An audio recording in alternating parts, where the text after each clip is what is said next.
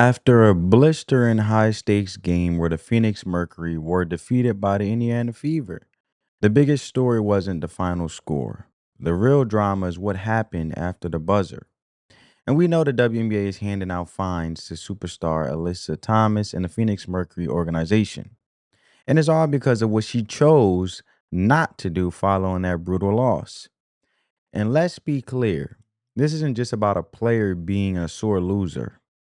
This is about a direct violation of WNBA media rules, a team leader ghosting her responsibilities, and it forces a real, very necessary conversation about where valid human emotion crosses the line into a breach of professional duty.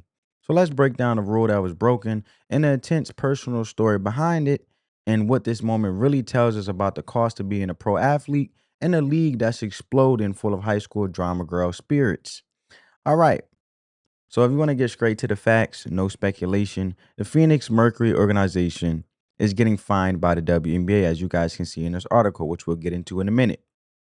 And this was for a clear cut violation of the league's media policy. After that tough loss to the Fever, Alyssa Thomas, who had an incredible game, by the way, was required to speak to the press as a star player. Her appearance was mandatory, but she was a no show. And the article goes on to read the WNBA team in line for punishment after Indiana Fever game. In a showdown at Gamebridge Fieldhouse on Wednesday night, the Phoenix Mercury fell 107 to 101 to the Indiana Fever, despite a season best performance from forward Alyssa Thomas. Thomas contributed 32 points, 15 rebounds, and 7 assists in 34 minutes of action. Hitting at 63.6% of her shots from the field, she led all scorers and notched her first 30-point game of the season. It was Thomas' actions after the game, however, that are in the spotlight. After the final horn, fans noticed Thomas was nowhere to be found for the mandatory media availability under the WNBA's 2025 season media access policy. A Reddit thread lit up, decrying the absent and speculating the Mercury and Thomas face fines for breaching league rules. All right. So now I want you guys to take a deep dive into the Reddit thread that they're talking about. Media availability rule broken by the Mercury. 2025 WNBA season media access policy state no later than 10 minutes following the game, each head coach and two players, leading scorer and key contributor per team will be available in the separate press conference rooms for in-person and Zoom media. Alyssa Thomas and the Mercury likely will be fined because they chose to break the rule. Now, when you click on this link, you see the WNBA season media access policy. So when you scroll down, right, and you get to post-game media availability, D, right, it says, on Monday morning of each week, Team PR will provide to their respective media lists and WNBA communications a tentative schedule of media availabilities for that week. Post-game media availability with a combination of in-person access and Zoom access, home and road teams will utilize two separate designated press conference rooms that accommodate in-person media in the Zoom component. During the preseason and regular season, the two teams' post-game press conferences may take place concurrently. No later than 10 minutes following the game, each head coach and two players, leading scorer and key contributor, I'm going to emphasize that again, per team will be available in separate press conference rooms for in-person and Zoom media. Teams have the option of having their designated player alongside the head coach at the podium or hosting them separately from the head coach. However, no more than 3 people per team may be available on the podium at the same time. All right. So now we all know that Alyssa Thomas' attitude has stemmed from her being basically a crybaby because Alyssa Thomas, who basically ghosted and did the Indiana Fever franchise dirty, and she got held accountable by the fans because she said she left for personal reasons to cover up that she really didn't want to be there in regards to being on a franchise with the Indiana Fever because she still wants to be the star player, not understanding that her time is up and her season is up, and her season is up in regards to having a spotlight because she's the old guard, knowingly knowing that she has a veteran status and she was supposed to be pouring into these younger individuals like a Caitlin Clark, like a Leah Boston, and Kelsey Mitchell within her season experience, let alone her resume and being the WNBA, to be the role model and the leader for this young team of Indiana Fever to potentially, faithfully ride their way to a WNBA championship. But what she does, cites personal reasons, skips out on the whole organization, ghosts them, and now she want to cry boo, and play in the Victor Olympics because she being held accountable. Because it's one thing to sit there and say, "Oh, I'll play the veteran role and I'll look forward to pouring into these individuals," and Caitlin Clark being a phenomenal individual she is, versus your actions. Your actions will never be forgotten, no matter how many things you say out your mouth. So now, this is to refresh you guys' memory. Her getting booed when the Phoenix Mercury, because DeWanna Bonner is on the Phoenix Mercury now, and she got booed when she finally got back to revisiting the franchise, which was the Indiana Fever. She initially was on the Indiana Fever team before when the season started, and now she had to come back and play the Indiana Fever, which is now her opponents because now she's on the Phoenix Mercury. But the fans didn't forget. The internet is forever, fam. Foul on Sophie Cunningham. That is her first So team they booed second. her. Coming in for That's Phoenix her number booed, 14, right? DeWanna Bonner. All right. Just wanted to recap. Now, we get to Alyssa Thomas figured, oh, I'm going to come in and save the day. She didn't do nothing wrong. These Indiana Fever fans is over it. They're doing too much. Riding the wave with Khalil Copper, who can't keep her wig on her head. And she decided to join the bandwagon and say, it's the fans' fault. It's the fans that's doing too much. And arguing with Indiana Fever fans who basically are the individuals who are even making sure you get paid to play the game that you supposedly cherish, but operate in ignorance when the fans are the consumers, aka the customers, obviously. But this is her having a temper tantrum, trying to defend DeWanna Bonner. She wants to save the day. It's challenging right? to deal with. And the reality is nothing challenging to deal with. The player who doesn't uphold their professionalism is the one that's challenging to deal with as a fan. Because how you want a fan base, but you don't want them to give you constructive criticism or be dedicated to the good and the bad of your organization, and in this case, support you, Aaliyah Thomas, if at the end of the day, we not just gonna call out the good, we gonna call out the bad, and we gonna take the good and the bad, and we gonna move on with it to make you thrive to be a phenomenal player. But at the end of the day, where's your mental toughness? Where's your professionalism? So the thing is, if anything, it's hard for the fans to deal with a bratty mouth Aaliyah Thomas, who's having a temper tantrum. When I'm sure this is not the first game that it may have got intense and individuals that are fans are hardcore supporters of their team, loyal to their team. So do you want loyal supporters that rock with you, do good or bad, give you that tough love? Or do you want to argue with individuals that's rocking with you and then you wonder why nobody's supporting you or coming to your games? Because it's very it's a spit in the face to a fan base that sits there and rock with you and love your game, but then you're ignorant, snobby persona makes it so hard that we got to disregard you as a whole person, where we can't even support you or rock with you because you're not even likable. You arguing with us and we rocking with you, but we also gonna give you a reality check. So the broadcasters need to stop sugarcoating, giving cookie cutter commentary, because it ain't nothing harder than for a fan to deal with somebody like this. Let's be real. Let me know if I'm wrong, family, in the comments below. Now, look at the difference professionalism wise. This is entertainment still. This is basketball, yeah, but it's still a form of entertainment in that niche. The competitiveness, the good and the bad come with it. The popcorn fights in the NBA. Everybody, that's the thing. You never know what a fan going to do. That's the spark. You never know how intense it's going to get, how people are so invested in their team, and you want them to be invested in their team because obviously that turns into ratings, that turns into viewership, and attention is currency, right? So Sophia Cunningham got booed at the New York Liberty game, right? Because we know how fan bases like to be petty, and it's the New York vibe. Oh, we gonna get them back since they treated Phoenix Mercury like that. But look at the difference between Sophia Cunningham and Aaliyah Thomas and how she handled it. Check this out. There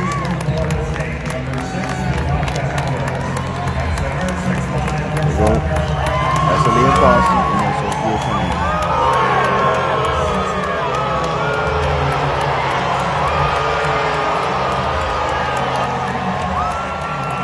Handled it like a champ. Up spirited, rocking with her team, amped up. And that's the fuel. Like, you know what? Okay. I love y'all too, even though y'all not rocking with me right now. Y'all rocking with me later. And at the end of the day, I understand. I'm still gonna bring this entertainment. I'm still gonna do the Hulk Hogan, John Cena, you can't see me vibe because I'm gonna show y'all who I am. And y'all gonna eventually love me because let's be real, your haters be the one that still be watching. They be more loyal than your real supporters because your haters, they hate your guts so much, but they want to watch your downfall, but then you don't fall down. So then after a while, you can make them susceptible to say, you know what? I've been wishing on their downfall. They ain't never fall. I love them. Right? Sometimes you just gotta do your thing and the fans will come with it when they come with it. They'll eventually catch up and be on your vibe and be on your and be on your level. Everybody not gonna understand right then and there you as a player, but you keep doing you authentically. And yeah, they'll be like, you know what, I really rock with Sophia Cunningham. And people love her because she authentic. She's wholesome. She just keeping it real. On and off the court. And she ain't for the drama, but she bring the entertainment, but she bring the game that come with it. Entertainment and game equals attention, which leads to currency. No wonder why she's exploding. Millions of followers on TikTok. Yeah, she defended Caitlin Clark. She took on that Dennis Rodman bad boy Pistons in the NBA back then role and just put it into the WNBA and carved out her own niche and said, you know what? I'm gonna defend my team. I'm gonna rock with my team. So she already done set the sentiment of, oh, whatever team she on, she gonna rock with them. She gonna go hard. That's the girl that defended Caitlin Clark. She's a phenomenal defender. She'll shoot some threes beyond the arc constantly, consecutively, 3 or 4 times in a row. And she gonna give her how it is. Hate her or love her, you gotta rock with her because she true to her core. Ain't nothing better than that. You can resonate with her from a person, a humane standpoint, and then an athletic entertainment standpoint. So Alyssa Thomas need to take note. All right. And the WNBA rules, like I said, suggests, getting back to Alyssa Thomas situation, that no longer than 10 minutes after the game, the head coach and 2 key players must be available. Right? And the Mercury's head coach, Nate, I think his head coach, Nate Tibbetts, and the star guard Khalil Copper both fulfilled their obligations. And they showed up. Alyssa Thomas did not. By staying in that locker room, and she and the team broke a rule that the league has proven it takes very seriously. And this is some obscure clause in a contract, and this is established precedent in 2024. The league fined Angel Reese $1,000 and the Chicago Sky organization $5,000 for the exact same violation, also following a heated game against the Fever. And this isn't personal. It's policy. It's policy, all right? Think of it like this. Your job isn't just the main task you do. If you're a surgeon, the job isn't just the surgery, it's also delivering the news to the family afterwards. Good or bad, it's the whole responsibility. The job isn't done until all the duties are done. I mean, so while we wait for the official fine amount for Thomas and the Mercury, you can expect it to be the same range. So why? Why would a veteran leader like Alyssa Thomas and an all-star who knows the rules intentionally take an action that will cost her and her team thousands of dollars? To understand that, You got to look past the box score and see the drama playing out. Like I said, with the arena in Indianapolis was a pressure cooker, and the main reason was the return of DeWanna Bonner. So you mean to tell me something that ain't got nothing to do with you? You got so in your feelings that you didn't feel your job obligations. So forget about pro sports, forget about your fans, forget about people rocking with you. So just imagine this, right? You are with your partner. Well, I don't like to say partner because it's not a business. If you're being intimate and you're being in a relationship with somebody, y'all pouring into each other and y'all step locking together and being one. Your spouse, right? Let's say your spouse. You love the most. Um, at their job. And imagine their entire office stands up and starts screaming at them, hackling them, and trying to rattle them. And your blood will boil. Your first instinct is going to be detached analysis. It's going to be fierce protection.